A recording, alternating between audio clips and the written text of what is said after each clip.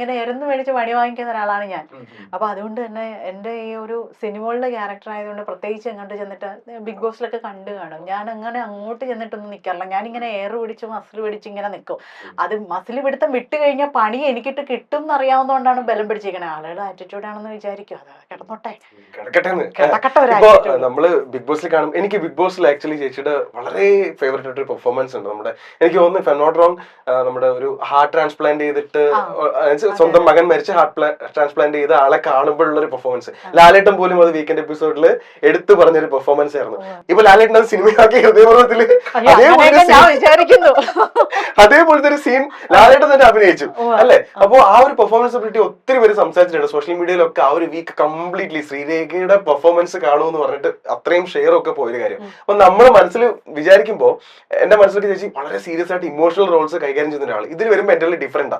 ചേച്ചിക്ക് ആക്ച്വലി ഏതാ കംഫർട്ടബിൾ? ആദ്യം എനിക്ക് ആ പെർഫോമൻസിനെ പറ്റി പറയണം, എന്നിട്ട് ഏത് ജേണറാണ് ചേച്ചിക്ക് കംഫർട്ടബിൾ അഭിനയിക്കാനായിട്ട്? ഒന്ന് ബിഗ് ബോസ് എന്ന് പറയുന്നത് ശരിക്കും എല്ലാവരും ഒരു കോമ്പറ്റേറ്റീവ് മെന്റാലിറ്റിയോട് കൂടി വരുന്നൊരു സ്ഥലമാണ്. എല്ലാവർക്കും കപ്പ് മുഖ്യം ബിഗിലേ.